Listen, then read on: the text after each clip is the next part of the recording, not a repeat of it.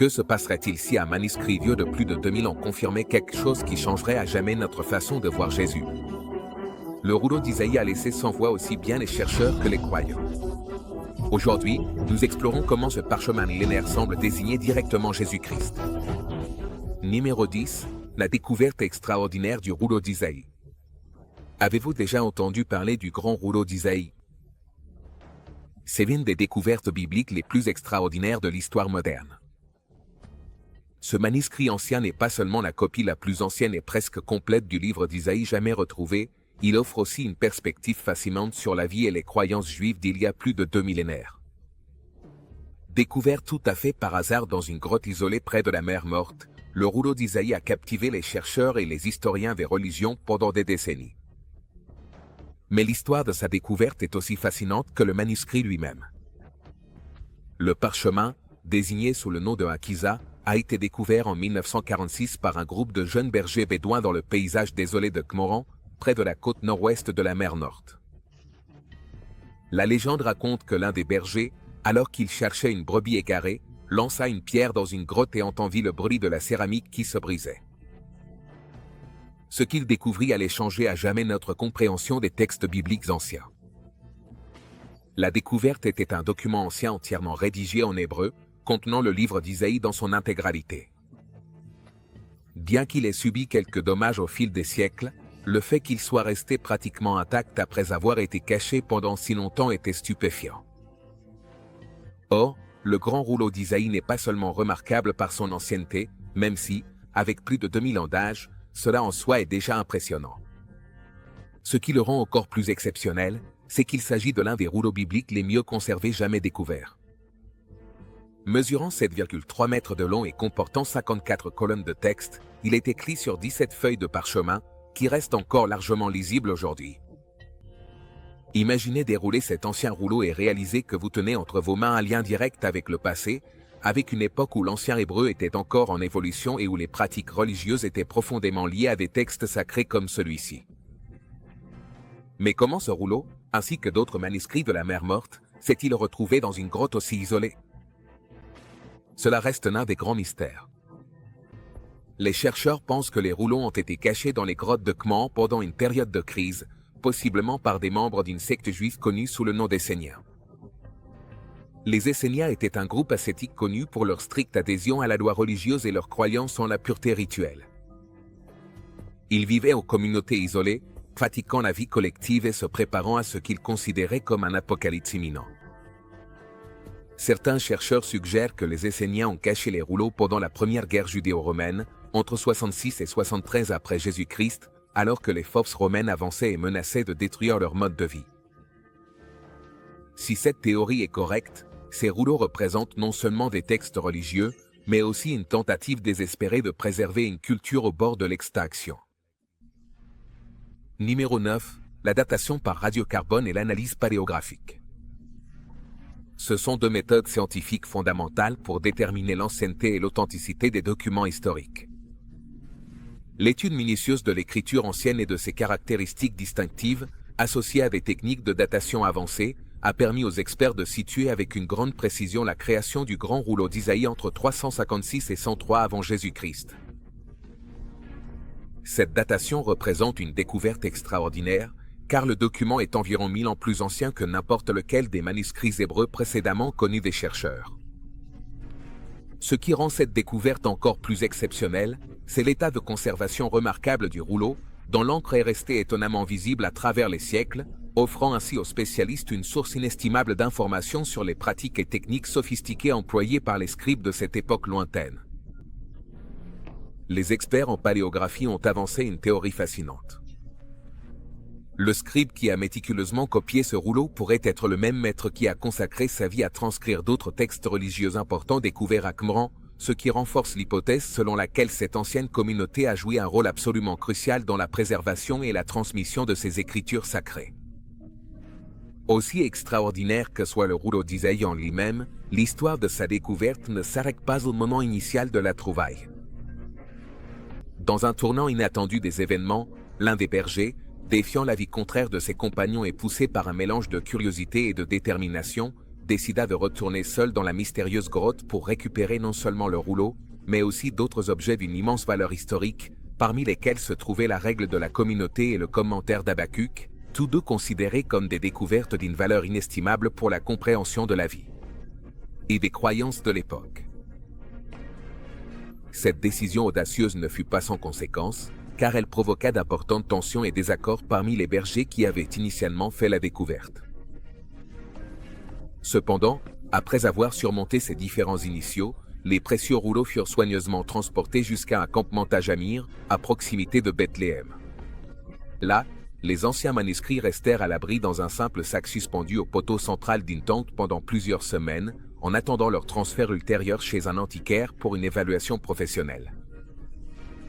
Il est vraiment fascinant d'imaginer le mélange d'étonnement, d'émotion et d'incrédulité que l'antiquaire a dû ressentir lorsque ces anciens rouleaux, couverts de la poussière des siècles, ont été déployés sous ses yeux experts. Cette découverte extraordinaire semble tout droit sortie des pages d'un roman d'aventure passionnant. Des trésors historiques inestimables, cachés pendant des millénaires dans une grotte perdue et oubliée par l'implacable passage du temps, attendant patiemment d'être redécouverts par le jeu du destin et du hasard. Numéro 8. Qu'a-t-on trouvé d'autre à Qumran en plus du rouleau d'Isaïe? Cependant, le rouleau d'Isaïe n'est pas le seul artefact découvert à Qumran, ni le seul trésor caché dans les grottes poussiéreuses de ce site reculé. Qumran était un centre d'activité dans l'Antiquité, un lieu où l'histoire, la foi et la culture s'entremêlaient. Les découvertes faites à Qumran et dans ses environs ont permis d'éclairer une communauté mystérieuse et ont apporté une compréhension plus profonde de la vie juive ancienne durant la période du Second Temple. Tout d'abord, il est important de reconnaître que Qumran n'était pas simplement un lieu aléatoire où l'on entreposait quelques rouleaux pour les garder en sécurité. La zone a été fouillée de manière exhaustive et les archéologues y ont découvert bien plus que des rouleaux. Le site lui-même offre des indices sur les personnes qui y ont vécu. L'une des théories les plus largement acceptées est que Qumran a abrité une secte juive, probablement les Esséniens, un groupe connu pour ses observances religieuses strictes et son mode de vie communautaire. Comme nous l'avons déjà mentionné, cependant, certains chercheurs pensent également qu'il aurait pu accueillir des Sadducéens ou d'autres groupes. L'histoire de l'établissement commence à l'époque hellénistique, probablement entre 134 et 104 avant Jésus-Christ, sous le règne de Jean Hircan, chef hasmonéen. En plus des célèbres manuscrits, Qumran a livré d'autres découvertes remarquables, comme un vaste réseau de canaux d'eau, de citernes et de pas rituels. Ces caractéristiques suggèrent que les habitants accordaient une grande importance à la pureté rituelle, un trait qui correspond aux croyances des Esséniens, connus pour leurs fréquentes ablutions cérémonielles. La présence de ces systèmes d'eau reflète une communauté hautement organisée, soucieuse de maintenir la propreté et l'ordre dans ses pratiques spirituelles. Les Esséniens croyaient en l'observance stricte de la loi religieuse et l'on pense que leur communauté attendait une ère messianique. Par conséquent, il n'est pas difficile d'imaginer que ces bains étaient essentiels à leur rituel quotidien. Une autre découverte fascinante à Qumran fut celle des fours à céramique. Les archéologues ont trouvé des preuves de production de céramique sur le site, qui auraient pu servir aussi bien à des usages quotidiens qu'au stockage de textes importants comme les rouleaux. On a mis au jour des jarres en céramique similaires à celles qui contenaient les manuscrits de la Mer Morte, ce qui renforce la théorie selon laquelle cette communauté s'adonnait à des activités allant au-delà de la simple dévotion religieuse. La production de céramique indique un certain degré d'autosuffisance, puisque les habitants de Qumran pouvaient fabriquer des objets pour leur propre usage, ainsi que pour le commerce avec les communautés voisines. Mais l'un des vestiges les plus troublants de la vie à Qumran est peut-être son cimetière. Numéro 7. Découverte lors des fouilles archéologiques. Le cimetière principal, une structure impressionnante et vaste, contient plus de 1000 tombes réparties de manière systématique sur le terrain. Fait curieux, après des analyses anthropologiques minutieuses, on pense que la majorité des restes appartiennent à des individus de sexe masculin, bien que quelques restes féminins aient également été découverts et identifiés parmi les sépultures. Le grand nombre d'inhumations documentées soulève de nombreuses questions intrigantes sur la taille, l'organisation sociale et les pratiques funéraires de la communauté qui a habité cette région. Certains chercheurs spécialisés dans la période estiment que le cimetière abrite les restes de plusieurs générations d'habitants de Qumran, tandis que d'autres universitaires suggèrent la possibilité que les corps aient pu être transportés et enterrés depuis différentes zones environnantes. Cette dernière théorie s'appuie sur le fait que l'inhumation était nettement plus réalisable sur le plateau surélevé de Maal, comparé au terrain accidenté et rocheux des zones voisines. Bien que les fouilles archéologiques du cimetière aient été nécessairement limitées, principalement parce que la loi juive traditionnelle impose des restrictions strictes interdisant l'excavation extensive de tombes anciennes, la simple existence de ce vaste cimetière constitue un témoignage irréfutable de la longévité considérable et de la remarquable stabilité de la communauté qui a établi son foyer à Kman. Et nous ne pouvons pas ne pas mentionner les extraordinaires grottes qui caractérisent ce site archéologique. Les grottes de Kman, où les anciens rouleaux ont été découverts cachés, représentent en elles-mêmes un fascinant mystère archéologique. Bien que certaines de ces cavités naturelles aient pu servir de refuge temporaire ou d'espace d'habitation permanent pour les membres de la communauté, d'autres semblent avoir été spécifiquement aménagées et utilisées comme zone dédiée au stockage de documents importants. Divers spécialistes du sujet sont arrivés à la conclusion que ces grottes faisaient office de bibliothèque permanente pour la communauté. Une hypothèse étayée par la découverte de vestiges de systèmes d'étagères élaborés dans plusieurs de ces cavités. Que les précieux rouleaux aient été cachés à la hâte dans ces grottes lors de périodes de crise politique ou militaire, ou qu'ils y aient été méthodiquement entreposés pour leur préservation et leur garde en tant que partie intégrante de la vie quotidienne de la communauté, il est évident que les grottes ont joué un rôle fondamental dans la vie du peuple de Kman. Et puis, bien sûr, il y a les extraordinaires rouleaux eux-mêmes, véritables trésors de l'Antiquité. Bien que le long rouleau d'Isaïe soit sans aucun doute le plus connu et le plus étudié, les archéologues ont réussi à récupérer une impressionnante collection de près de 900 manuscrits anciens répartis dans 11 grottes différentes. Ces textes inestimables couvrent une diversité surprenante de thèmes et de genres, allant de copies méticuleuses de livres bibliques traditionnels à des écrits sectaires fascinants et uniques qui nous permettent d'entrevoir les croyances particulières et les pratiques quotidiennes de cette mystérieuse communauté. Certains des rouleaux contiennent des interprétations détaillées et des commentaires sur la loi juive traditionnelle, tandis que d'autres présentent des visions apocalyptiques captivantes sur l'avenir de l'humanité. Ces écrits anciens, dont la grande majorité a été créée il y a plus de 2 millénaires, contiennent des révélations véritablement saisissantes sur la figure historique de Jésus et le contexte religieux de son époque.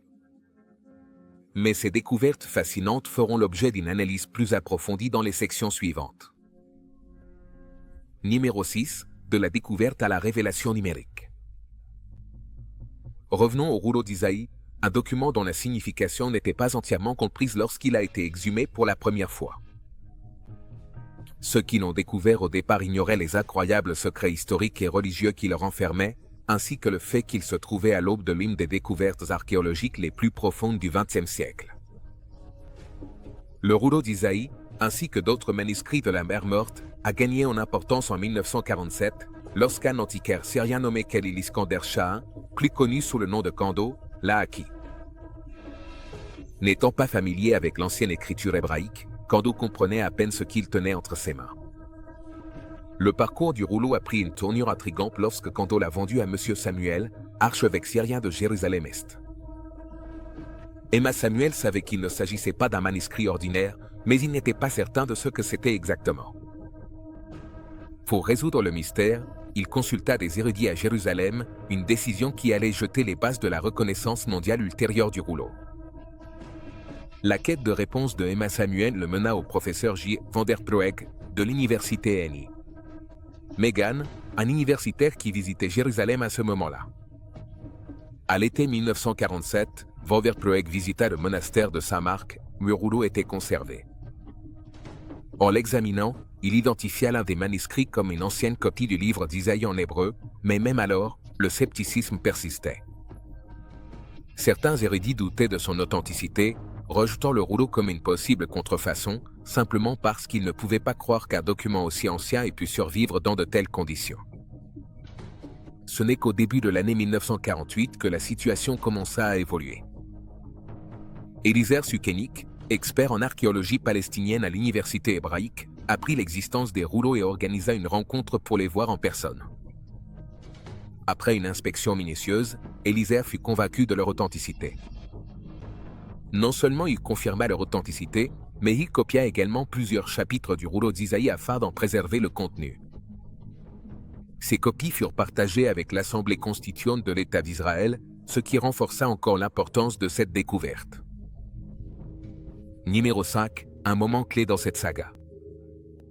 Cela se produisit en février 1948, lorsque le père Butra Salmi, moine du monastère de Saint-Marc, prit contact avec les écoles américaines de recherche orientale. Le message du père Butra l'amena à contacter John Trevor, photographe et directeur temporaire de la SOR. John comprit l'importance des rouleaux et s'empressa de les photographier. Ces photographies furent envoyées à l'une des figures les plus respectées de l'archéologie américaine, le professeur William Albright, de l'université Johns Hopkins. William examina les photographies et, à la grande excitation des universitaires du monde entier, il data le rouleau d'Isaïe d'environ l'an 100 avant Jésus-Christ, confirmant ainsi son origine ancienne. Mais ce n'était que le début. En 1949, le rouleau d'Isaïe, accompagné de 3 autres rouleaux, traversa l'océan Atlantique. Masamuel les apporta aux États-Unis dans l'espoir de vendre ces artefacts rares. À cette époque, il n'y avait aucune garantie quant à leur valeur et la demande de manuscrits anciens n'était pas aussi forte qu'on pourrait l'imaginer aujourd'hui. Cependant, il permit à Hazard de préparer les rouleaux pour leur publication dans un délai de 3 ans. C'est alors que le Dr Miller Burroughs, le Dr John Trevor et le Dr William Brownlee sont intervenus pour préparer méticuleusement les rouleaux en vue de leur publication. Les écoles américaines de recherche orientales ont officiellement publié les rouleaux en 1950. Parmi les premiers documents publiés figurait le rouleau d'Isaïe ou Incuisa, ainsi que le commentaire d'Habacuc et la règle de la communauté. Ces publications ont provoqué un grand émoi aussi bien dans la communauté académique que religieuse. Les gens commençaient à prendre la mesure de l'ampleur de cette découverte. Dans un tournant fascinant, le rouleau d'Isaïe a même été mis en vente dans le Wall Street Journal en 1954, dans la section divers, pour $250,000. Yigael Yadin, archéologue israélien et fils d'Elizar Sukenik, l'a acheté. Ce n'est qu'en 1955 que cet achat a été annoncé publiquement et que le rouleau est revenu triomphalement en Israël. Le rouleau d'Isaïe, ainsi que plus de 200 fragments des manuscrits de la mer Morte, se trouve à Jérusalem, au sanctuaire du livre, qui fait partie du musée d'Israël. Cependant, l'histoire ne s'arrête pas là. Grâce aux avancées technologiques et à la collaboration entre le musée d'Israël et Google, l'intégralité du rouleau d'Isaïe a été numérisée, offrant des scans de haute qualité accessibles à toute personne disposant d'une connexion Internet. Numéro 4. Variante textuelle du rouleau d'Isaïe. Après la découverte du grand rouleau d'Isaïe, les chercheurs se sont rapidement rendus compte que ce manuscrit ancien n'était pas une simple copie du texte biblique collé. Il a ouvert une fenêtre sur le passé, révélant des différences subtiles mais importantes avec le texte massorétique, la version de la Bible hébraïque à laquelle beaucoup font confiance aujourd'hui. Ces variantes textuelles nous offrent une vision plus claire de la manière dont le livre d'Isaïe s'est développé au fil du temps et apportent de précieuses perspectives sur le travail des scribes qui ont recopié ces textes sacrés. L'un des aspects les plus fascinants du rouleau d'Isaïe est sa cohérence générale avec le texte massorétique. Il conserve les 66 chapitres du livre d'Isaïe dans le même ordre que celui que nous connaissons aujourd'hui, malgré quelques dommages mineurs dans les parties où le cuir s'est fissuré. Cependant, cela ne signifie pas qu'il soit identique. Le rouleau contient plus de 2600 variantes textuelles. Comparé au texte massorétique, ce niveau de variation est exceptionnellement élevé, surtout si on le compare à d'autres rouleaux d'Isaïe découverts à Qumran, comme Incu-Isabé, qui ressemble beaucoup plus au texte massorétique. Ces variantes vont de simples différences orthographiques à des omissions et des ajouts qui nous permettent d'entrevoir le monde du scribe. Certains changements sont mineurs, comme des graphies alternatives ou le choix entre le singulier et le pluriel d'un mot. Mais dans d'autres cas, des versets entiers manquent ou ont été significativement modifiés, ce qui nous donne des indices sur la façon dont le texte d'Isaïe a pu évoluer au fil des siècles. Une variante notable se trouve dans l'Isaïe chapitre 2, versets 9 et 10, dans le grand rouleau d'Isaïe. La seconde moitié du verset 9 et tout le verset 10 manquent.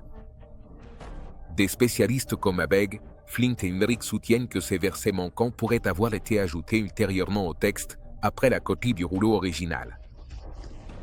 Ce qui rend cela encore plus intriguant, c'est que ces versets apparaissent dans d'autres rouleaux d'Isaïe de Qumran, ainsi que dans le texte massorétique et dans la traduction grecque connue sous le nom de Septante.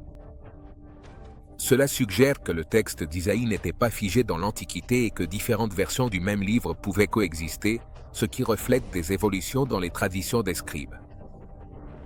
Un autre exemple provient d'Isaïe 47, où l'on trouve une version plus courte du verset qui correspond à la Septante, ainsi qu'une insertion ultérieure d'un scribe qui s'aligne sur le texte massorétique. Cela nous montre que les scribes qui manipulaient le rouleau d'Isaïe ne se contentaient pas de copier le texte, mais prenaient aussi des décisions quant à sa présentation. Dans certains cas, ils ont même ajouté des corrections et des insertions bien après que le scribe original ait terminé le rouleau. Troisième point, les manuscrits de la mer Morte. Je sais que tout le monde est curieux de savoir ce que ce rouleau vieux de 2200 ans a révélé sur Jésus, une découverte qui a bouleversé tout le monde. Mais soyez encore un peu patients. Nous devons encore expliquer ce que sont les manuscrits de la mer Morte, dont nous avons déjà parlé à plusieurs reprises. Eh bien, le rouleau d'Isaïe est l'un des 7 manuscrits de la mer Morte qui ont été découverts pour la première fois par des bergers bédouins en 1946, dans une grotte près de Qumran. Les manuscrits de la mer Morte sont d'anciens manuscrits juifs datant de la période du Second Temple, soit d'environ le 3e siècle avant Jésus-Christ jusqu'au 1er siècle après Jésus-Christ. Retrouvés dans les grottes de Qumran, près de la mer Morte, ces rouleaux contiennent un mélange de textes bibliques, d'écrits religieux et même d'œuvres sectaires jusque-là inconnues. Les rouleaux offrent une perspective inestimable sur la vie juive et les croyances religieuses durant cette période cruciale de l'histoire.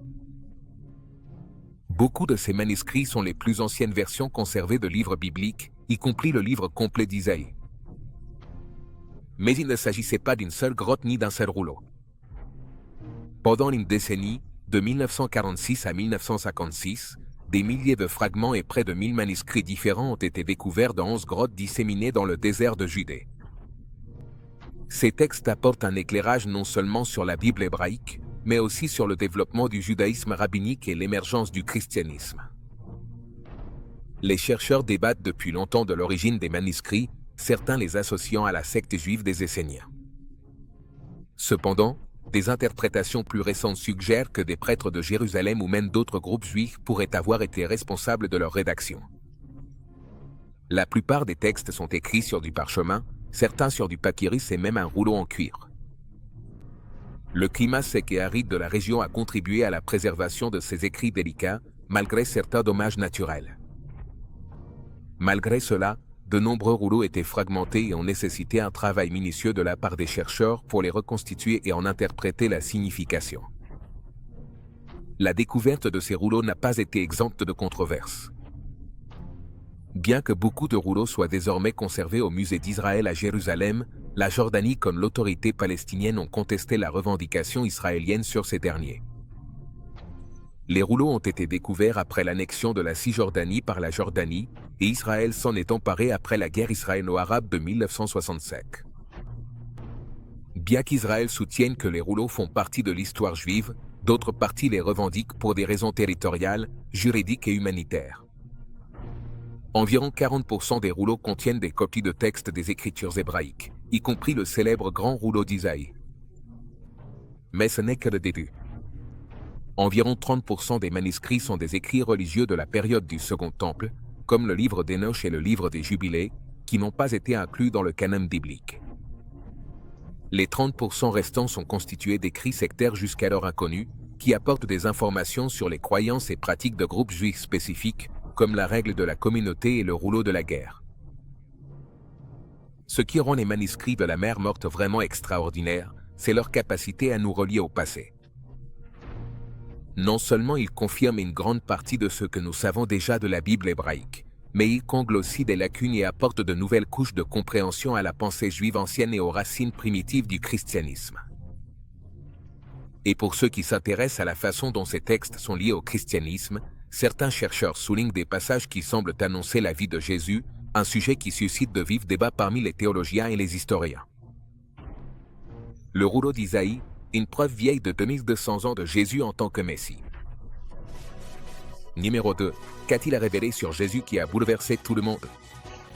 Cela pourrait vous surprendre, mais le rouleau d'Isaïe contient des prophéties extraordinaires que beaucoup considèrent comme pointant directement vers Jésus-Christ. Ces écrits anciens, rédigés plus d'un siècle avant sa naissance, fournissent des preuves qui correspondent à des moments clés de la vie et de la mission de Jésus, tels qu'ils sont décrits dans le Nouveau Testament.